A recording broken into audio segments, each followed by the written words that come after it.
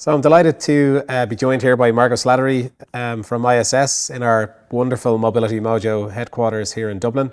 My name is John O'Toole. I am the head of the go-to-market team here in the business. I'm going to hand it over to Margot to introduce herself. Thank you, John, and thanks to everybody for welcoming me today. And John, thank you for having me in your fantastic new headquarters. I love it. It's a great building. I suppose just a little bit about me, Margot Slattery, and I head up the work that we do around social sustainability and inclusion for the ISS group.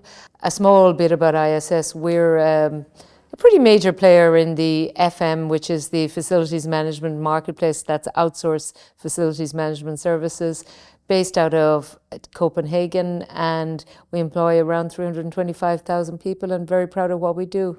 So looking forward to the conversation.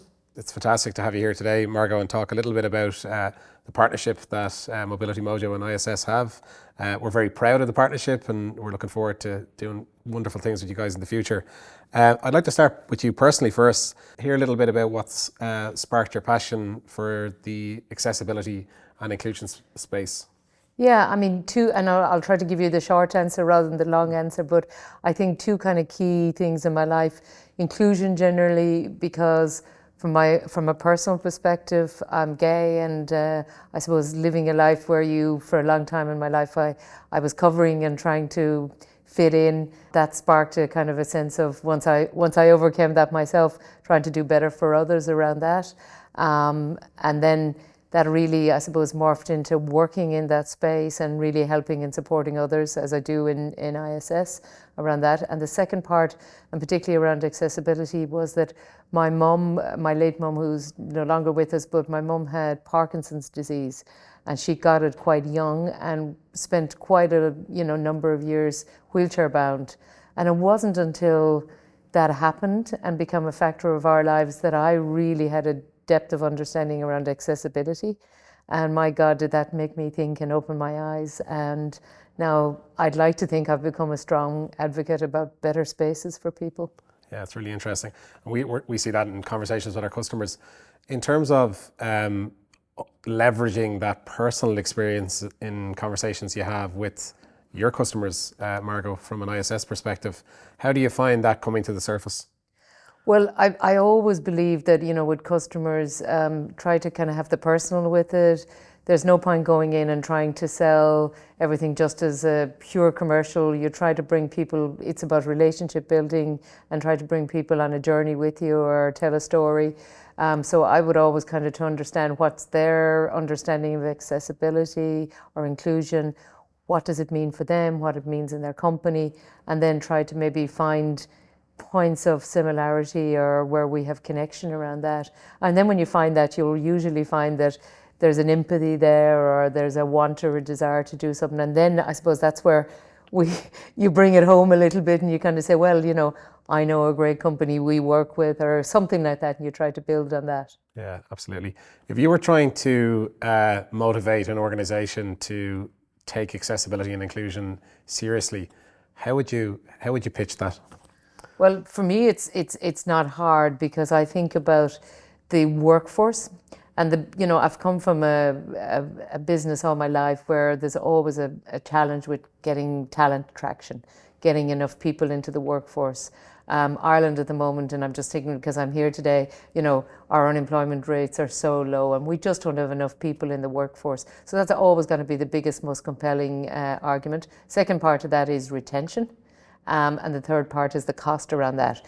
So then when I relate that around accessibility, I think about the figures about 1.3 billion people with disabilities who are not in full-time or even part-time employment. And I just think about the opportunity to an available workforce, the lack of opportunity for people to build a career. And I'm thinking, how can I be an enabler to make those things happen? And usually when you kind of, again, talk to a customer that way, everybody gets that moment of spark and goes, okay, yeah, I haven't thought about that, or can we do more? Some customers are advanced in the journey, some a little less. Yeah, it's so true.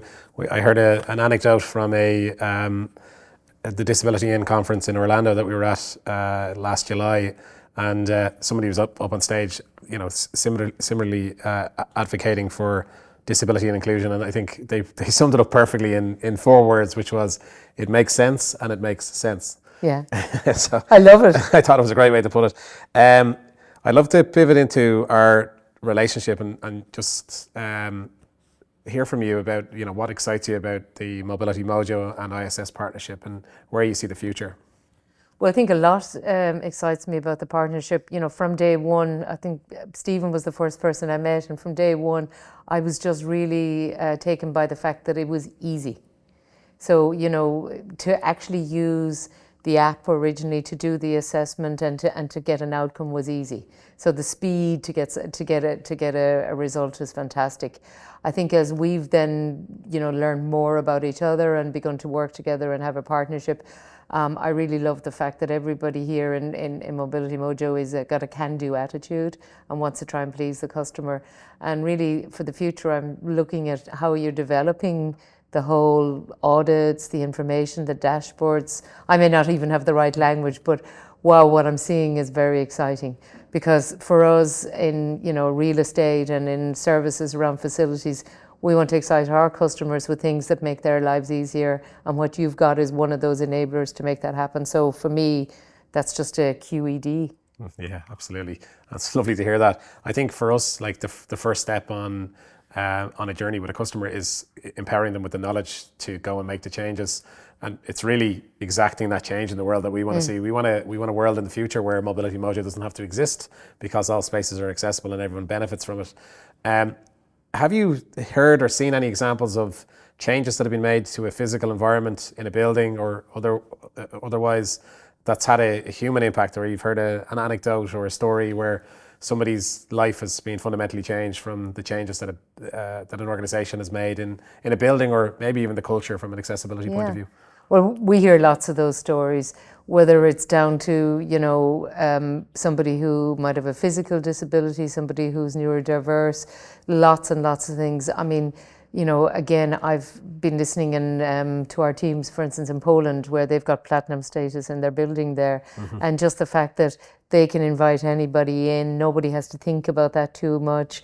Everything opens and just functions really well. And when they, for instance, are selling the idea of working in the building to people, that's a big attraction. Yeah. So again, it's just very, very easy. From a point of view of, thinking about it as a person who might be neurodivergent, again, the more we make our buildings easier and more accessible and think about that in the spaces, we certainly find that, again, that raises the possibility of it being a more attractive place to work. And I suppose on a more personal level, I have a number of friends who are working in buildings where just simple things like changing the frames of doors, a very simple thing. I have a friend, and again, just changing the doors around the heaviness of the doors, because this was somebody who was using a chair and they had to get in and out of bathrooms. And even though you can press the button, the doors were very heavy, and the swinging back and forth and changing the doors made a big, big change. Yeah. Lighting, one or two things can just make such a difference. Yeah, I think there's a responsibility on organisations like yourselves with 250,000 or 350,000 employees globally to be the change makers in the world and inspire the rest of the world to do right. I have a neurodivergent son. He's in school now, and the changes that they've made in the environment since we've become aware of that neurodivergence is unbelievable, because everyone benefits from it. They do movement breaks in the classroom, and what 7-year-old isn't going to benefit from being able to move around the classroom, unattested. So I'd love to hear a little bit about the outside of specifically individuals with disabilities that are in the organisation, but how you believe accessibility benefits everybody.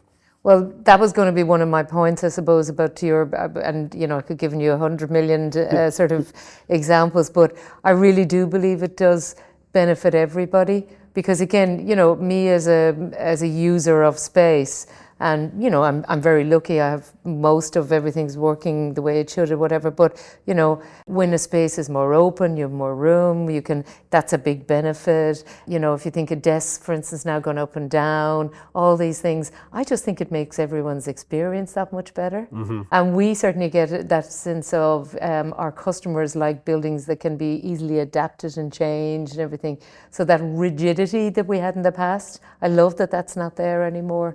And guess then the other big thing is, most companies in their employee value proposition are trying to think about, like ours, where, our buildings, we say it's a place that can be you and a place where you can feel yourself. And you want to make buildings look like that and people feel they belong in them.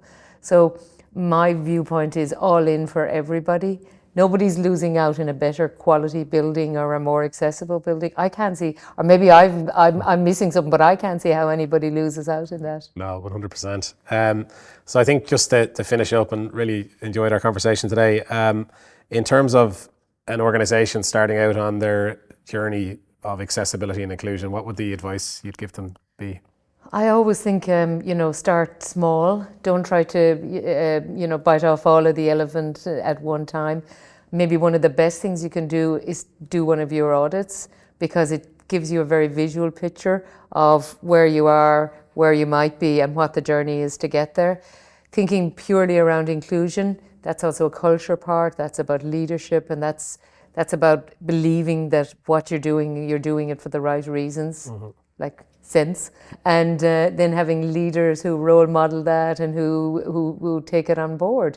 So again, you can change everything in the building, but if the culture is really poor, so you can have lovely press buttons and we can change the chairs and we can make everything work, but if people are, feeling bullied and intimidated in a building, well, then they won't stay either. So you need to make sure that all the parts are coming together.